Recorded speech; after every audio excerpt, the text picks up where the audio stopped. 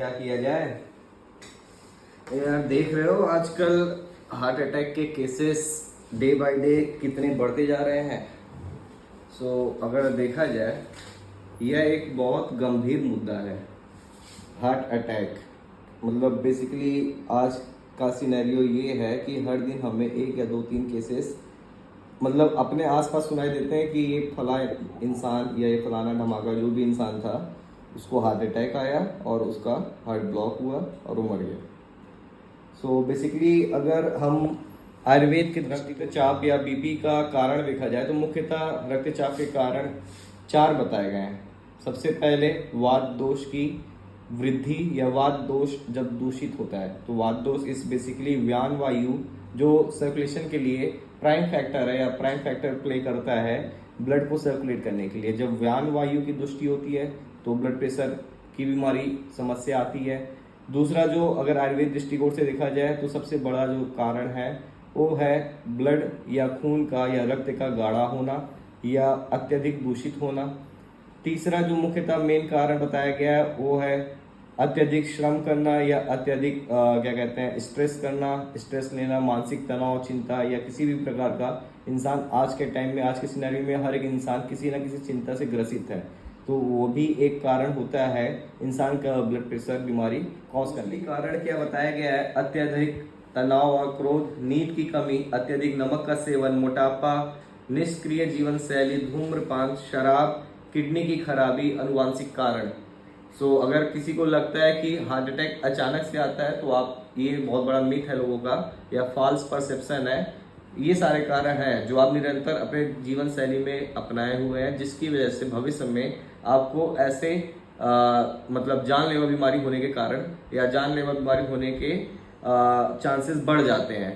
सबसे पहले हमें अपना निदान जो हमारा डेली पॉजिटिव जो हमारा रूटीन है उसको ही सुधारना पड़ेगा। अगर आपको ब्लड प्रेशर से निजात पाना है तो आप दवाइयाँ सेकेंडरी है। सबसे पहले आपको क्या है, आपको अपना आहार विहार, आपकी जो जीवन शैली है, एक्टिविटी है, डेली लाइफस्टाइल है, उसमें आपको योगा, प्राणायाम, आहार, अच्छा सेवन, मानसिक तनाव कम करना। साथ में हमारे पास वैकल्पिक में आयुर्वेद में बहुत सारी औषधियाँ हैं जिसमें हार्ट को मजबूत करने के लिए कार्डियोटॉनिक्स आते हैं। बहुत सारी दवाइयाँ हैं, बहुत सारे जूसेस के फॉर्म में दवाइयाँ आ रही है जो इंसान अगर 2 या 3 महीने या 4 महीने या 5 महीने जैसे एलोपैथी जिंदगी भर खा रहा है, इसको मैं कहता हूँ कम से कम 6 से 1 साल तक भी अगर खा लेता है तो उसको बीपी से होने वाले जो कॉम्प्लिकेशंस या बीपी से होने वाले जो सीरियस इलनेस है या जो एक हार्ट अटैक या मृत्यु वाले जो संकेत होते हैं उससे काफ़ी हद तक वो अपने आप को सुरक्षित कर पाएगा। हमें सिर्फ 100% एलोपैथी पे रिलाई नहीं होना है कि वही टैबलेट जो हम सुबह नाश्ते के बाद खा रहे हैं या इंजेक्शंस लगवा रहे हैं या जब भी मशीन में बीपी का चेक कर रहे हैं तो हमारा बीपी बढ़ा हुआ ही मिल रहा है। That is not the treatment. वह इलाज नहीं है। इलाज तभी होगा जब आप उससे निजात पा रहे हैं, उससे आप फायदा पा रहे हैं। आपकी बीमारी, आपकी शिकायतें, आपका जो एक टेंशन वाली ज़िंदगी है जो आप ज़िंदगी में सोचते हुए चल रहे हैं कि यार हमें बीपी है, कभी भी हमें हार्ट अटैक आ सकता है, इस चीज़ से आपको पहले मेंटली फ्री होना पड़ेगा। साथ में कुछ अच्छे लाइफस्टाइल अपनाने पड़ेंगे, कुछ अच्छी दवाइयाँ खानी पड़ेंगी। जैसे वो दवाइयाँ खा रहे हो वैसे ये दवाइयाँ भी कुछ खा लो।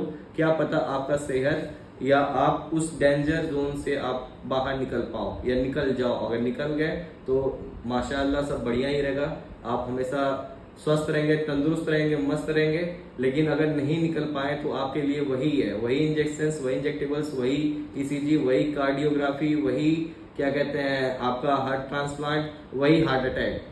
क्योंकि अल्टीमेटली आपकी रक्त की दुष्टि हो रही है। अगर रक्त की दुष्टि या रक्त का शोधन हो जाता है तो आपको इलाज मिल जाएगा।